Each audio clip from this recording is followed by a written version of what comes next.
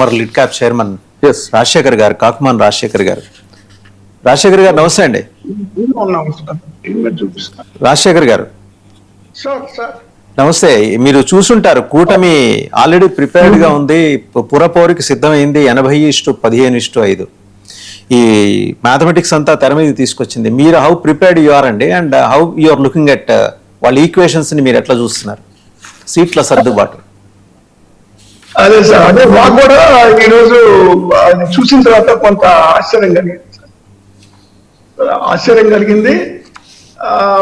వాళ్ళు అంటే I handed గానో లేదా వన్ సైడ్ గానో 80% మరి టీడీపీ, జనసేన 15, బీజేపీ 5 అని అనౌన్స్ చేయడం. జనరల్ గా వాళ్ళంతా కూర్చొని మాట్లాడుకొని ఒక నిర్ణయానికి వచ్చిన తర్వాతనే ఇలాంటి జరుగుతుంటాయి సహజంగా. కానీ ఇప్పుడు అలాంటి పరిస్థితి ఏమి కనబడలేదు.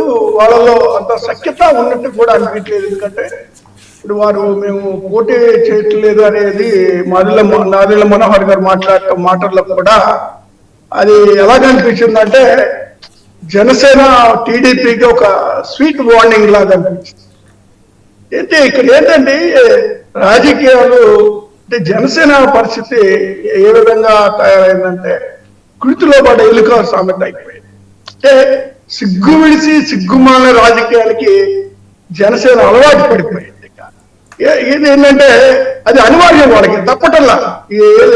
ఎందుకంటే ఇప్పుడు ఒంటరిగా పోటీ చేసేటువంటి పరిస్థితి లేదు, లేదంటే వాళ్ళు కలిసి పోటీ చేస్తే మరి ఇప్పుడు వాళ్ళు అధికారంలోకి వచ్చిన తర్వాత చూస్తే జనసేన నాయకులు, కార్యకర్తలు ఏ విధంగా ఇబ్బంది పడ్డారో, మరి ఆఖరికి వాళ్ళ మీద జనసేన అధికారంలో ఉన్నటువంటి వాళ్ళ మీద కూడా దాడులు చేసి, లేదా వాళ్ళ ఇల్లు పడగొట్టేసి, లేదా వాళ్ళ మీద కూడా హత్యాకాండాలు జరగడం, వాళ్ళ మీద ఆఖరికి లాకప్ డెత్లు జరగడము, ఆత్మహత్యలు జరగడానికి స్థాయికి మరి జనసేన పార్టీ వెళ్ళడంలో వాళ్ళ కార్యకర్తలు కూడా తీవ్రమైనటువంటి వ్యతిరేకత ఈ ప్రభుత్వం మీద ఉంది అనేటువంటి మాట వాస్తవం. ఇప్పుడు నాయకత్వం, పదవుల పంపకాల్లో నాయకత్వం అనుకుంటొచ్చు, లేదా సీట్లు పంపకాల్లో, ఎమ్మెల్యే సీట్ల పంపకాల్లో నాయకత్వానికి వ్యతిరేకత అనేటువంటిది ఉండవచ్చు. కానీ ఆ ఎన్నికల తర్వాత కింద స్థాయి కార్యకర్తల దాకా కూడా ఇబ్బందులకి ఈ ప్రభుత్వం గురి చేస్తున్నటువంటి పరిస్థితి చూస్తా ఉంటే దారుణంగా ఉంది. అసలు వీళ్ళు ఏ విధంగా మరి రాజీ పడుతున్నారు, ఏ విధంగా వీళ్ళతో కలిసి పయనిస్తున్నారు, మరి అధిష్టానం చూస్తేమో వాళ్ళు సఖ్యతగా ఉంటా ఉన్నారు, కింద మాత్రం కొట్లాట్లు జరుగుతా. ఇప్పుడు ఏ రోజు కూడా మరి కొట్లాట్లకే పరిష్కారం కూర్చొని మాట్లాడుకుందాము, లేదంటే రాజీ ప్రయత్నాలు చేసుకుందాము అనేటువంటి సూచనలకు చేసుకున్న పరిస్థితులు కూడా హైకమాండ్ లో కనపట్లంటే అగ్రనాయకులు.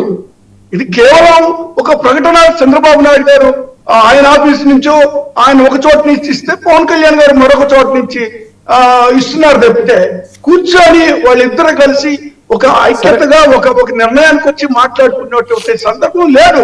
ఆఖరికి జనసేన మహిళల మీద కూడా దాడులు చేస్తున్నటువంటి పరిస్థితులు కూడా చూస్తా ఉన్నాం ఈ 2 సంవత్సరాల్లో. మరి చూస్తా ఉంటే వీళ్ళకి ఏమి కర్మ పట్టింది, ఎందుకు వీళ్ళు ఈ విధంగా దిగజారి రాజకీయాలు ఉంటున్నారు అనేటువంటిది ఆలోచన చేస్తే ఎంత తొమ్మిది ఒకే ఒకటి మాత్రం కనపడతా ఉంది.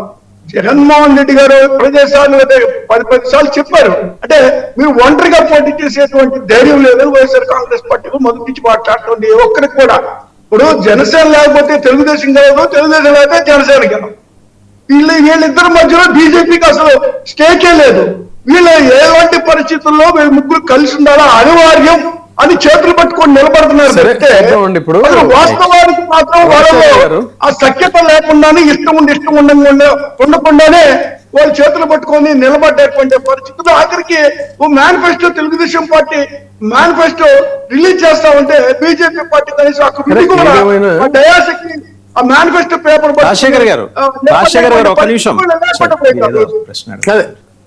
అదే చూద్దామండి. ఇప్పుడు మీరు మాట్లాడితే ఏమంటారంటే అది మేము చూసుకుంటాం, మీకు ఎందుకనే అవకాశం కూడా ఉంటుంది కాబట్టి చూద్దాం ఏమవుతుంది అనేది. బట్ వన్ థింగ్ ఏంటంటే స్థానిక సంస్థల ఎన్నికలు అనేటువంటిది ప్రతి పార్టీకి కూడా అత్యంత ప్రతిష్టాత్మకమైనటువంటిది. ఎందుకంటే స్థానిక నాయకత్వం అనేది ఏ పార్టీకైనా ఇది ఉంటుంది. అయితే ఇక్కడ గమనించాల్సింది ఏంటంటే ప్రత్యేకించి జనరల్ ఎలక్షన్స్ వేరు, లోకల్ బాడీ ఎలక్షన్స్ వేరు. అసలు పూర్తిగా చాలా వైరుధ్యం ఉంటుంది.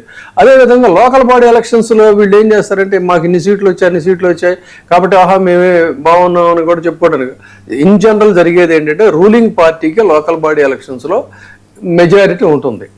సో అందుకని అదేమి పెద్ద వాళ్ళ యొక్క పర్ఫార్మెన్స్ లిట్మస్ టెస్ట్ అనుకోవడానికి వీల్లేదు. కారణం ఏంటో మనకు తెలిసిందే, స్థానిక అంశాలు అనేకమైనటువంటి ముఖ్యంగా పవర్ పాలిటిక్స్ అక్కడ ప్లే చేస్తుంది. తర్వాత ముఖ్యంగా చెప్పాలంటే స్థానిక ఎన్నికల్లో రాష్ట్ర స్థాయి రాజకీయ ప్రచారం కంటే కూడా ఆ స్థానికంగా ఉండే వ్యక్తిగత అభ్యర్థులు ఎవరైతే ఉంటారో వాళ్ళ ఇన్ఫ్లుయెన్స్ ఎక్కువ ఉంటుంది. అందుకే చెప్తున్నా, ఈ సీట్ల పంపిణీలో అక్కడ ఎలైట్ గ్రూప్ ఎవరైతే వాళ్ళకి అక్కడ ప్రయారిటీ ఇవ్వాల్సిన అవసరం ఉంటుంది. వాళ్ళని కాదని కనుక పార్టీలు నిర్ణయం తీసుకుంటే అక్కడ వాళ్ళు ఎంత దూరమైనా వెళతారు. వాళ్ళు లోకల్ లీడర్స్ అలా ఉంటుంది వాళ్ళ కల్చరు. తర్వాత పంచాయతీలో 2 కుటుంబాల మధ్య ప్రధానంగా రాజకీయ పోటీ ఉంటుంది. కుటుంబాల ప్రాతిపదికనే అంటే పార్టీలు నేమ్ సేక్. ఇక్కడ ఏంటంటే వాళ్ళ ఫైట్ ఎలా ఉంటుందంటే గ్లాడియేటర్స్ ఫైట్ లా ఉంటుంది. ఆ గ్లాడియేటర్స్ ఫైట్ ఏ విధంగా అయితే ఉంటుందో హోరాహురిగా ఎంత దాకైనా వెళ్తారు వాళ్ళు. అది వాళ్ళ పర్సనల్ దీనికి సంబంధించింది. ఇది ఒక పాయింట్. సో ఇలాంటి అంశాలన్నీ కూడా ఉంటాయి. సో మరి ఇది చూద్దాం, ఎందుకంటే ఇది ఒక పొలిటికల్ వైరస్. ఈ వైరస్కి ఎలాంటి వ్యాక్సిన్లు ఉంటాయి, ఎలాంటి రెమెడీలు ఉంటాయి, దానికి వ్యాక్సిన్ వేయాల్సి ఉంటుందా లేకపోతే ట్రీట్మెంట్తో సరిపోతుందా అనేది మాట్లాడుకుందాం. ఎందుకంటే అంతకంటే కూడా ప్రధానమైనటువంటి వైరస్ ఇప్పుడు ఛాలెంజింగ్గా మనకి డాక్టర్ గారు కూడా అక్కడ రెడీగా ఉన్నారు. చూద్దాం, మళ్ళీ ఈ ప్రపంచాన్ని వణికిస్తుందా లేదు అన్నట్లయితే ఏదో కామ్గా వెళ్ళిపోతుందా. అసలు గతంలో కూడా